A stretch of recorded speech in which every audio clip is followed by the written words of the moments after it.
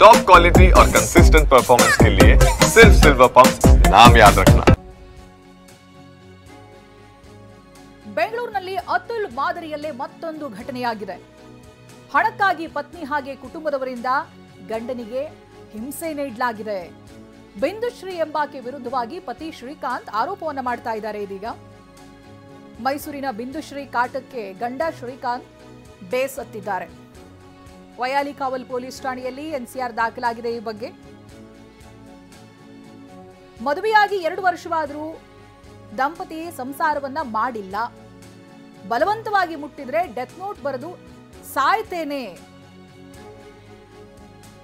ಹೀಗೆ ಬರೆದಿಟ್ಟು ಸಾಯ್ತೀನಿ ಅಂತ black mail ಮಾಡಿರುವಂತ ಆರೋಪ ಕೇಳಿ ಬರ್ತಾ ಇದೆ.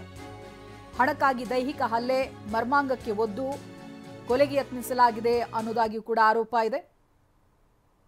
ನೋಡಿ, ಇದು ಬೆಂಗಳೂರಿನಲ್ಲಿ ಅತುಲ್ ಮಾದರಿಯಲ್ಲಿ ಮತ್ತೊಂದು ಘಟನೆ ನಡೆದಿದೆ.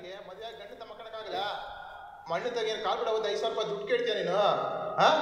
ಗಂಡನ ಮಕ್ಕಳಿಗೆ 5,000 ರೂಪಾಯಿ ದುಡ್ಡು ಕೇಳ್ತಾರ? 5,000 ರೂಪಾಯಿ ದುಡ್ಡು ಕೇಳ್ತಾರೆ ಗಂಡನ ಮಕ್ಕ? ಕಾಲ್ ಬಿಡ 5,000 ದುಡ್ಡು ಕೇಳ್ತಾರೆ ಗಂಡನ ಹತ್ರ? ಕಾಲ್ ಬಿಡೋದು 5,000 ರೂಪಾಯಿ ಗಂಡಂತ ದುಡ್ಡು ಕೇಳ್ತಾರ? ಯಾಕೆ ಬಾಗ್ಲಕ್ಕೆ ಮಕ್ಕಂತಿ? ಅರ್ಥ ಆಗಿಲ್ಲ ನನಗೆ. ಮದುವೆ ಗಂಡನ ಮಕ್ಕಳಕ್ಕಾಗಲ್ಲ. ಮಣ್ಣು ತೆಗಿಯ ಕಾಲ್ ಬಿಡ 5,000 ರೂಪಾಯಿ ದುಡ್ಡು ಕೇಳ್ತೀಯ ನೀನು? ಗಂಡನ ಮಕ್ಕಳಿಗೆ 5,000 ರೂಪಾಯಿ ದುಡ್ಡು ಕೇಳ್ತಾರ? 5,000 ರೂಪಾಯಿ ದುಡ್ಡು ಕೇಳ್ತಾರೆ ಗಂಡನ ಮಕ್ಕ? ಕಾಲ್ ಬಿಡ 5,000 ದುಡ್ಡು ಕೇಳ್ತಾರೆ ಗಂಡನ ಹತ್ರ? ಪತ್ನಿಯವರು ಮನೆ ತಗೊಳ್ಳೋದಕ್ಕೆ ಲಕ್ಷಾಂತರ ರೂಪಾಯಿ ಹಣ ಕೇಳಿದ್ರು. ಹಣ ಕೊಡದಿದ್ದಕ್ಕೆ ಪತ್ನಿ ಕಡೆಯಿಂದ ಟಾರ್ಚರ್ ಆರೋಪ ಕೇಳಿ ಬರ್ತಾ ಇದೆ.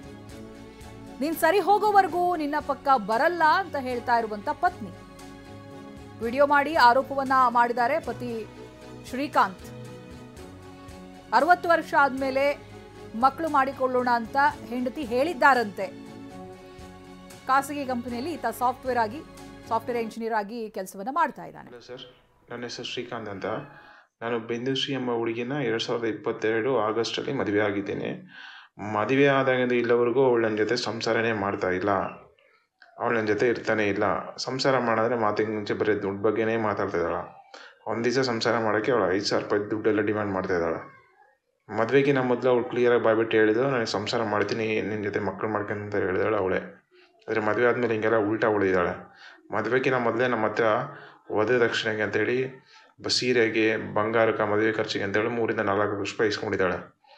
ಅದು ಇದುವರೆಗೂ ನಮಗೆ ನಾವು ಹಾಕಿರೋ ಬಂಗಾರ ನಮಗೆ ವಾಪಸ್ ತಂದು ಕೊಟ್ಟಿಲ್ಲ.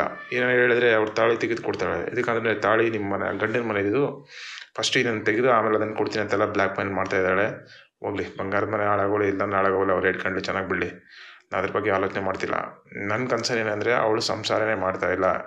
ಸಂಸಾರ ಮಾಡೋಕ್ಕೆ ಅವಳಿಗೆ ಇಂಟ್ರೆಸ್ಟೇ ತೋರಿಸ್ತಾ ಇಲ್ಲ. ಅದಲ್ಲದೆ ಮಕ್ಕಳ ಬಗ್ಗೆ ಮಾತಾಡೋಣ ಅಂದರೆ ಮಕ್ಕಳು ಮಾಡ್ಕೊಂಡ್ರೆ ಸ್ವಂತ ಮಕ್ಕಳು ಬೇಡ, ದತ್ತು ಮಕ್ಕಳು ತಗೊಳ್ಳೋಣ ಹಂಗೆಲ್ಲ ಮಾತಾಡ್ತಾ ಇದ್ದಾಳೆ. ಮದುವೆಗೆ ನಮ್ಮದೆಲ್ಲ ಅವಳು ಕ್ಲಿಯರಾಗಿ ನಾನು ಕೇಳಿದ್ದೀನಿ, ನಿನ್ನ ಮಕ್ಕಳು ಮಾಡ್ಕೊಳಕ್ಕೆ ಇಷ್ಟ ಆಯ್ತಾ ಇಲ್ಲ ಅಂತ. ಅವಳು ಕೇಳಿದಾಳೆ, ಹ್ಞೂ ಮಾಡ್ಕೊತೀನಿ ಅಂತ ಹೇಳಿದಾಳೆ 1 ವರ್ಷ ಟೈಮಲ್ಲಿ. ಆದರೆ 2.5 ವರ್ಷ ಆದರೂ ನನ್ನ ಜೊತೆಗೆ ಸಂಸಾರನೇ ಮಾಡ್ತಾಯಿಲ್ಲ. ಮೈ ಮುಟ್ಟಕ್ಕೆ ಹೋದರೆ ಜೋರಾಗಿ ಹರಿಸ್ತಾ ಇದ್ದಾಳೆ. ಪಕ್ಕ ಜನಗೆಲ್ಲ ನ್ಯೂಸೆನ್ಸ್ ಕ್ರಿಯೇಟ್ ಮಾಡ್ತಾ ಇದ್ದಾರೆ. ಅವರೆಲ್ಲ ಬಂದು ನಮ್ಮ ಮನೆಗೆ ಬೈದು ಹೋಗಿದ್ದಾರೆ, ಏನು ಹಿಂಗೆಲ್ಲ ಚಿಕ್ಕ ಮಕ್ಕಳ ಥರ ಜೋರಾಗಿ ಗಲಾಟೆ ಮಾಡ್ತಿರಲ್ಲ ಅಂತ. ಇವಳು ಕಾಳಾಗ ನಿಂಗೆ ತುಂಬ ರೋಸ್ಕೊಂಡು ಹೋಗಿದ್ದೀನಿ. ಮಾತಿಗೆ ಮುಂಚೆ ಬರೀ ದುಡ್ಡು ಬಗ್ಗೆನೇ ಮಾತಾಡ್ತಾಳೆ ಅವಳು ಯಾವಾಗಲೂ.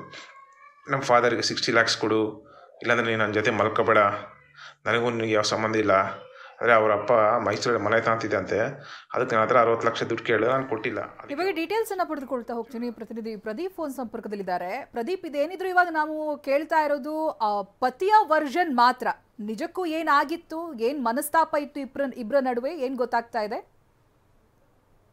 ಚೈತ್ರ, 2022ರಲ್ಲಿ ಮ್ಯಾಟ್ರಿಮೋನಿಯ ಮೂಲಕ ಶ್ರೀಕಾಂತ್ ಮತ್ತು ಬಿಂದುಶ್ರೀ ಪರಿಚಯವಾಗಿ ಅಲ್ಲಿ ಮದುವೆ ಆಗಿರ್ತಾರೆ. ತದನಂತರ ಅವರು ಬೆಂಗಳೂರಿನ ಮಲ್ಲೇಶ್ವರಂನಲ್ಲಿ ಶ್ರೀಕಾಂತ್ ಅವರ ಕುಟುಂಬದಲ್ಲೇ ವಾಸವಾಗಿರ್ತಾರೆ, ಅವರ ಮನೆಯಲ್ಲಿ ವಾಸವಾಗಿರ್ತಾರೆ. ಆದ್ರೆ ಇವರಿಬ್ಬರ ಮಧ್ಯೆ ಸಾಂಸಾರಿಕ ಜೀವನ ಸರಿ ಬಂದಿಲ್ಲ. ಇದಕ್ಕೆ ಕಾರಣ ಹಣದ ವಿಚಾರ ಅನ್ನೋದು ಮೊದಲದಾಗಿ ಗೊತ್ತಾಗ್ತಾ ಇರುವಂತದ್ದು. ಅಂದ್ರೆ ಮದುವೆಗೆ ಮುಂಚೆನೆ ಅಂದ್ರೆ ವಧು ದಕ್ಷಿಣೆಯಾಗಿ 3 ಲಕ್ಷ ರೂಪಾಯಿಗಳನ್ನ ಶ್ರೀಕಾಂತ್ ಅವರು ಬಿಂದುಶ್ರೀ ಅವರ ತಾಯಿಗೆ ನೀಡಿದ್ರಂತೆ. ಅದಾದ ನಂತರವೂ ಸಹ ಈಕೆಯ ಅಂದ್ರೆ ಶ್ರೀಕಾಂತ್ ಅವರ ಬಳಿ ಸಾಕಷ್ಟು ಬಾರಿ ಹಣಕ್ಕೆ ಬಿಂದುಶ್ರೀ ಅವರ ಫ್ಯಾಮಿಲಿ ಅವರು ಡಿಮ್ಯಾಂಡ್ ಮಾಡಿದ್ದಾರೆ.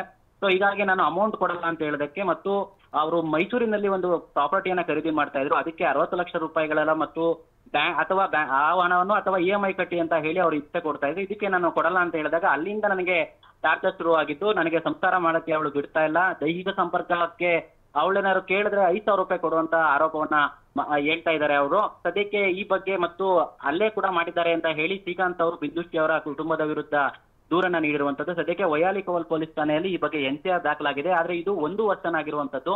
ಇನ್ನು ಈ ಒಂದು ದೂರು ದಾಖಲಾದ ನಂತರ ಬಿಂದುಶ್ರೀಯನ್ನು ಕರೆಸಿ ವಿಚಾರಣೆಯನ್ನ ಮಾಡಿದ್ದಾರೆ. ಈ ವಿಚಾರಣೆ ವೇಳೆ ಆಕೆ ನನಗೆ ಆತನೊಂದಿಗೆ ಸಂಸಾರವನ್ನ ಮಾಡಲು ಇಷ್ಟ ಇಲ್ಲ ಅಂತ ಹೇಳಿ ನಮಗೂ ಅವರಿಬ್ಬರಿಗೂ ಸರಿ ಅಂದ್ರೆ ಇಬ್ಬರಿಗೂ ಸಹ ಸರಿ ಹೊಂದುತ್ತಾ ಇಲ್ಲ ಅಂತ ಹೇಳಿ ಆಕೆ ಹೇಳಿಕೆಯನ್ನ ನೀಡಿದ್ದಾರೆ. ಸದ್ಯಕ್ಕೆ ಪೊಲೀಸರು ಇಬ್ಬರ ಹೇಳಿಕೆಯನ್ನು ದಾಖಲಿಸಿ ತನಿಖೆಯನ್ನ ಮುಂದುವರಿಸಿದ್ದಾರೆ. ಸದ್ಯಕ್ಕೆ ಇವರ ವರ್ಷನ್ ಇದಾಗಿದ್ದು ಆಕೆಯ ವರ್ಷನ್ ಬೇರೆ ರೀತಿಯಲ್ಲಿದೆ.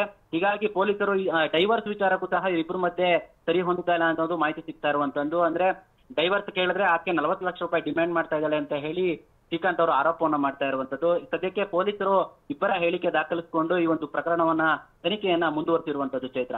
S, thank you Pradeep. Pradeep, ನಮ್ಮ ಪ್ರತಿನಿಧಿ ಹೇಳಿದಾಗೆ ಶ್ರೀಕಾಂತ್ ಹೇಳಿರೋದು ಎಷ್ಟು ಮಟ್ಟಿಗೆ ಸತ್ಯ, ಆರೋಪಗಳು ಎಷ್ಟು ಮಟ್ಟಿಗೆ ನಿಜ ಅನ್ನೋದು ಬಿಂದುಶ್ರೀ ಅವರ ರಿಯಾಕ್ಷನ್ ನಂತರದಲ್ಲಿ ಗೊತ್ತಾಗುತ್ತೆ. ಅದು ತನಿಖೆಯಲ್ಲೇ ಬಯಲಾಗಬೇಕಿದೆ.